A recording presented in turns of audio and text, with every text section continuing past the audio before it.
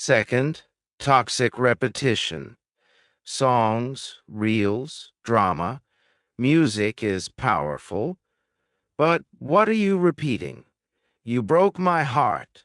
I'm not good enough. Nobody loves me. You say it's just a song, but your brain doesn't know just. It only knows what you feed it repeatedly. Repetition is programming. Most people are programming themselves to be sad on autopilot. 3. Mental diet. What you talk about every day.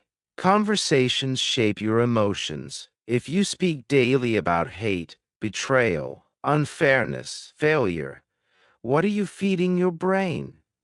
Negativity becomes your default language. Let me tell a story. A glass of clear water sits on a table. Peaceful, clean, balanced.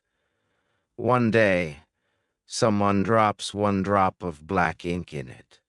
The water changes slightly, but still looks okay. Next day, another drop. Another. Another. Slowly, the water darkens. Not because it's evil, but because it's being fed poison, one drop at a time. Your mind is the glass. The ink is content you consume, words you repeat, people you surround yourself with, notifications, videos, social media before sleep. You didn't become negative overnight. You were fed darkness silently, slowly. How to stop feeding the enemy? Start today. Clean your feed like your fridge. You wouldn't eat rotten food, so don't watch rotten content. Unfollow pages that make you feel less than. Mute people who post only fake perfection. Delete apps if needed. Your peace is more important than staying updated. Replace, don't just resist. Don't just stop bad content. Replace it with what builds you. Watch growth stories. Listen to healing audio. Read one page of a growth book. Listen to people who speak truth, not noise. Morning and night detox. First 30 minutes after waking and last 30 before sleep are when your mind is most programmable. Use this time wisely. Don't scroll. Don't open reels. Don't start your day with comparison or chaos. Instead, breathe. Write 3 things you're grateful for.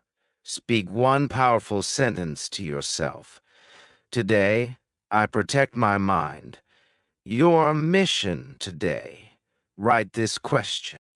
What 3 things am I feeding my mind that hurt me? Be honest.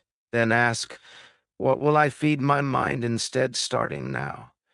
Small changes, big transformation. Your mind is not broken.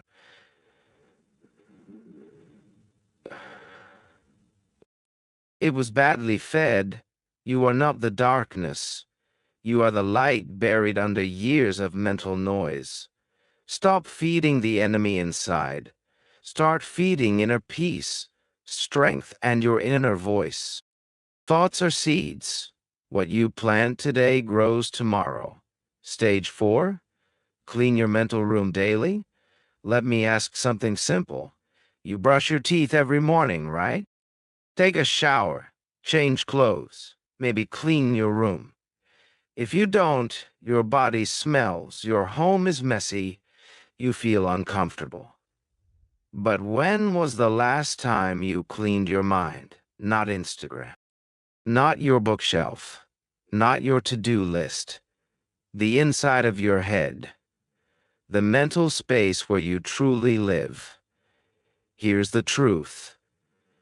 You don't live in your house. You live in your mind 24 hours a day. And if you don't clean that space daily, your mind becomes heavy, anxious, noisy, confusing, painful. Even if life looks fine outside, inside you feel suffocated. So today we clean. Not once, not just when feeling down, but every single day, like brushing your soul. Let me guide you deeper. Let's break a myth. Negative thoughts don't come only from trauma. They come from accumulation, just like dust settles on furniture even without open windows. Mental dust gathers from life itself.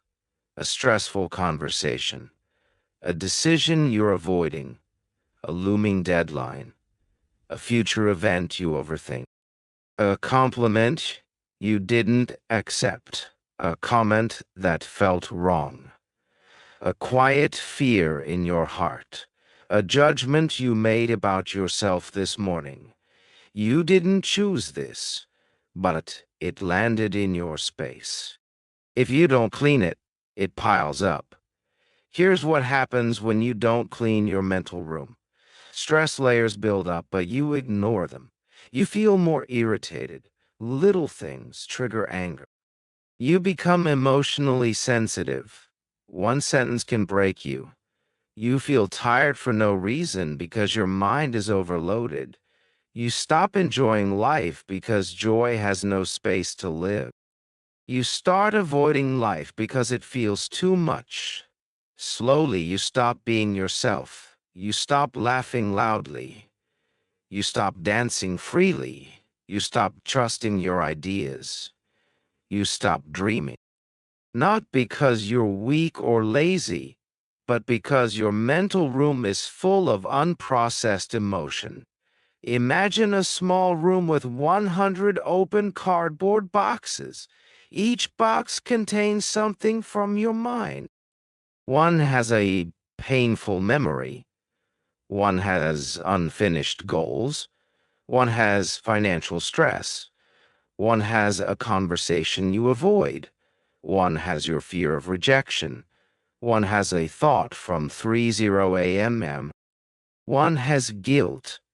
One has secret self-doubt. Now imagine trying to relax in that room. You can't. There's no space to breathe. This is your mind when you never pause to clean it. Here are 6 fresh daily practices to clean your mental room. No app, no therapist, no external help needed. Only you, your intention, and your awareness. 1. The thought shelf method. Mentally put thoughts aside. When your mind is overwhelmed, you don't need to solve every problem immediately. Just make space. Imagine your mind as a shelf. When a thought repeats, say, "This doesn't need to be solved right now." I'll place it on the shelf. It'll wait. You're not ignoring it. You're giving it a home so it doesn't float around. This stops your mind from replaying thoughts like a broken CD. 2. Temperature check. Emotional awareness reset. Once a day, maybe 4 pause and ask, what am I feeling right now? Where do I feel it in my body? Why might I be feeling this? Even if the answer is, I don't know, awareness is happening. Awareness cleans confusion. Do this daily, like checking the weather before leaving home. You'll be surprised how much you've been holding silently. 3. The one-word dump. You don't always need long journals. Sometimes one word is enough. Try this. Before sleeping, write one word that describes your emotion today. Heavy, rushed, lonely, hopeful, frustrated. Doing this helps you notice emotional clutter. Once you can name it, you can clean it. 4. 3-minute mental walkthrough. This is a powerful cleansing tool. Almost no one uses it. Each evening, close your eyes and mentally walk through your day. See yourself waking up, walking to the bathroom. What were you thinking? What emotions did you feel during breakfast? Did someone say something that stuck with you? When you name it, you drain it. Even 3 minutes can unload more emotional weight than hours of advice. 5. Speak to yourself like you're a child.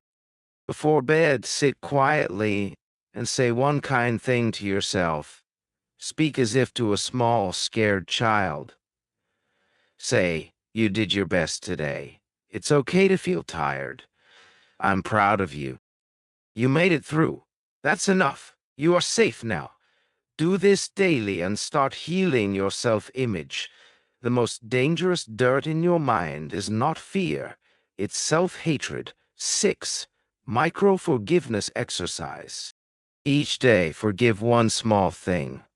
Someone who interrupted you, a past version of yourself, a lingering mistake, a friend who didn't reply, a moment you felt ignored. Say quietly, "I release you. I'm done carrying this. My peace matters more. No apology needed. No closure needed. Just put it down and walk lighter." Pick any 3 of these practices and do them tonight before bed. Make it a ritual, like brushing your mind. When your mental room is clean, you sleep deeper. You speak softer. You focus sharper. You feel freer. You dream bigger. You're no longer controlled by chaos. You are in control. You are not too sensitive. You are not overreacting. You are not broken. You are simply overcrowded. And when something is too full, even a feather can break it. Clean your mind daily. Not when you collapse. Not when you cry. Not when life forces you. Do it before it's too late. Do it because you deserve clarity. Do it because peace is not a gift. It's a habit. Stage 5. Replace. Don't fight. Let me start with this truth. You will never win a war by screaming at your enemy. And you will never win peace by screaming at your thoughts. Yet that's what most people do. They say, "I just want to stop thinking negatively. How do I shut off these thoughts? I'm tired of this voice in my head." So what do? They fight. They try to block the thought. They say, "Stop thinking this. Why am I like this? I shouldn't feel this way." But the more they fight, the stronger the thought becomes. Why? You cannot fight a thought with force. You only win by replacing it. Let me explain deeply why fighting negative thoughts never works. The moment you say, "I don't want to think about this," your brain focuses more on the thought. The mind doesn't hear "don't." It only hears the subject. If I say, "Don't think about a pink elephant," you'll see it instantly. If you say, "Don't feel anxious," your mind scans for all the reasons you feel anxious.